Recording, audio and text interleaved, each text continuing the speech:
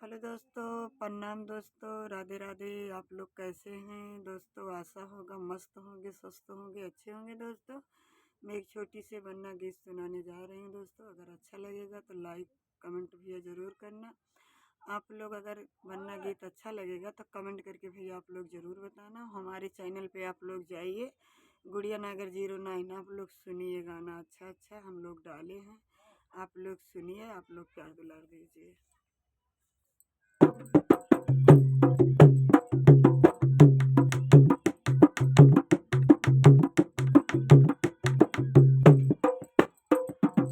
सेदुर सुपारी लइके आया दुल्हे, कभी भूला ना दुल्हन जाके प्यार दुल्हे, कभी भूला ना दुल्हन जाके प्यार दुल्हे। सेदुर सुपारी लइके आया दुल्हे, कभी भूला ना दुल्हन जाके प्यार दुल्हे, कभी भूला ना दुल्हन जाके प्यार दुल्हे।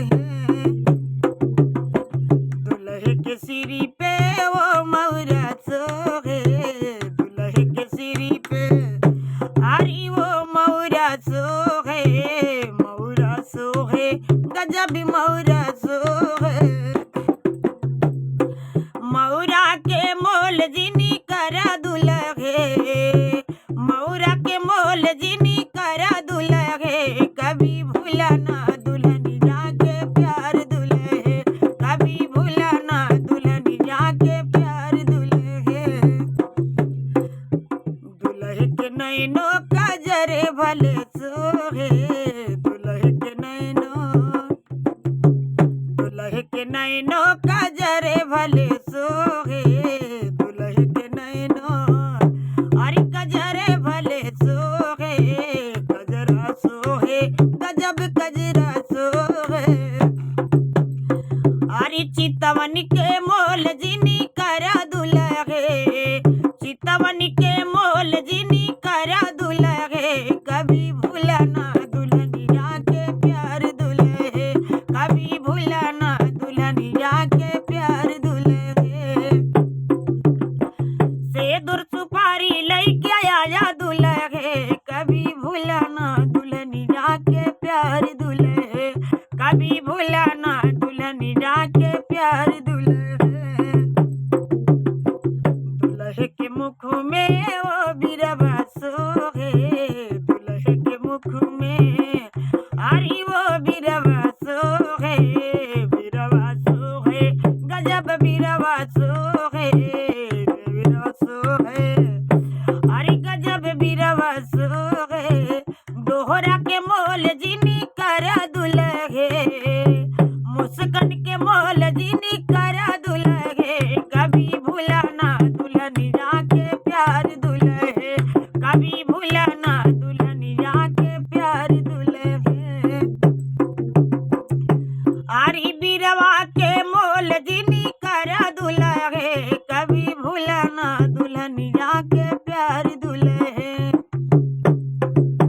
सेदुर सुपारी लइके आया दुल्हे, कभी भूला ना दुल्हन जाके प्यार दुल्हे। दुल्हे के जंगो वो जोड़वा सोहे, दुल्हे के जंगो हरी वो जोड़वा सोहे, वो जोड़वा सोहे गजब जोड़वा सोहे, वो जोड़वा सोहे गजब जोड़वा सोहे। जोड़वा के मोल जिनी करा दुल्हे, जोड़वा के मोल जिनी करा दुल्हे, कभी भूला ना दुल्हन जाके प्यार दुल्हे, कभी भूला ना दुल्हन जाके प्यार दुल्हे। दुल्हे के पैरो गजब जुतवा सोहे, दुल्हे के पैरो हरी गजब जुतवा सोहे, वो जुतवा सोहे गजब जुतवा